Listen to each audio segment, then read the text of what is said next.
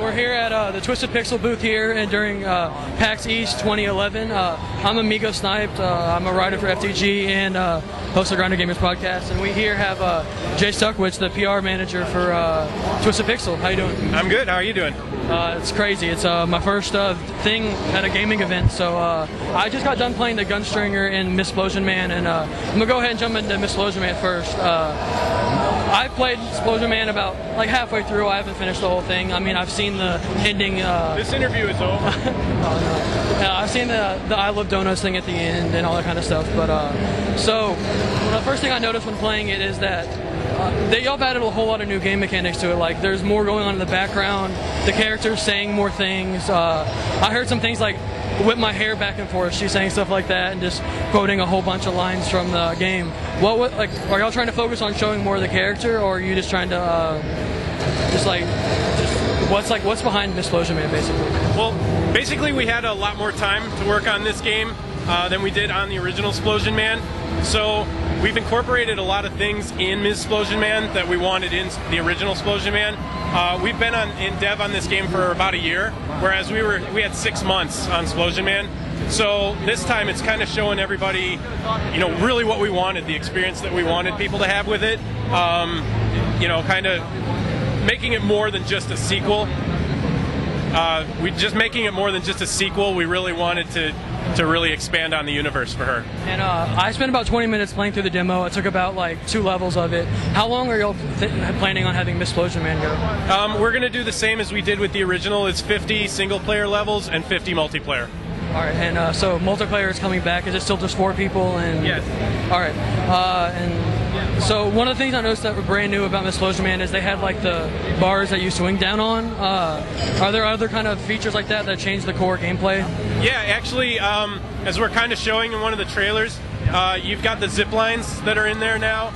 There's also some other forms of propulsion like trampolines and cannons that are being used as well. She kind of breaks outside of the laboratory, so we got a lot of open air environments and stuff like that. It's going to be a new experience for people too. And so this game takes place right after the end of the original Splosion Man, right? They capture Splosion Man, and then in an ensuing celebration, they create Splosion Man. She gets out, correct? All right, and so like you said, it allows you to go outside of like just the laboratory experience.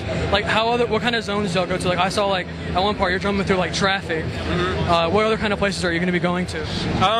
Right now we're showing.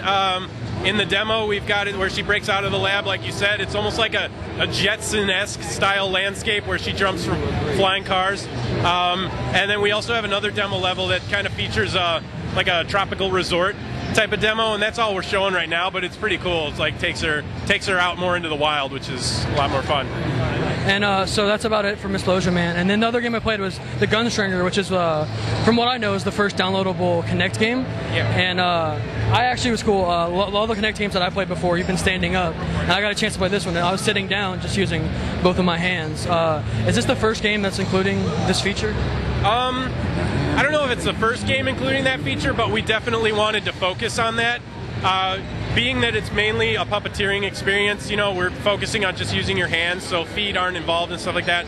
So we thought, well, this could be kind of cool. It's a more comforting setting for a Kinect game where you can play standing up or sitting down.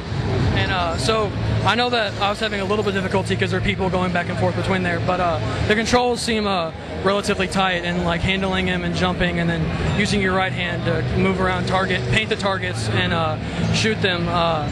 What kind of, are y'all using any kind of new technology with the Kinect to allow this to happen? Not really. I mean, with the Kinect, it's so new to us, but our programmers are picking it up like crazy. They're just constantly doing, making improvements on how tight everything is, and still learning everything in the process. But it's basically all just following hand motions, which is pretty common of Kinect right now. One of the big things that y'all are known for as a company is your use of FMV to show crazy and fun things. I noticed one thing during the Gunstringer, y'all were having things going on like kind of towards the bottom of the screen and things like that when big things happen. Is that going to be throughout the whole game, or is it just like kind of randomly like thrown throughout the game? Yeah, well, actually the setting for Gunstringer is a play, and you puppeteer the marionette in the play. So what we've done is included a lot of live action footage in there of the crowd kind of celebrating when you do something awesome, or they boo when a villain comes on screen, or if you screw up. So it kind of keeps that interactivity going between the fans and the player, which is kind of fun. It makes you feel like you're actually performing for a crowd, and we intersperse that throughout the entire game. All right, and when is the Gunstringer and Splosion Man supposed to be coming out? We don't have a release date for either game yet, but we are going to release in spring for Gunstringer and sometime later on this year for Ms. All right, thank you for the interview, and you have a great time of the show. Take care.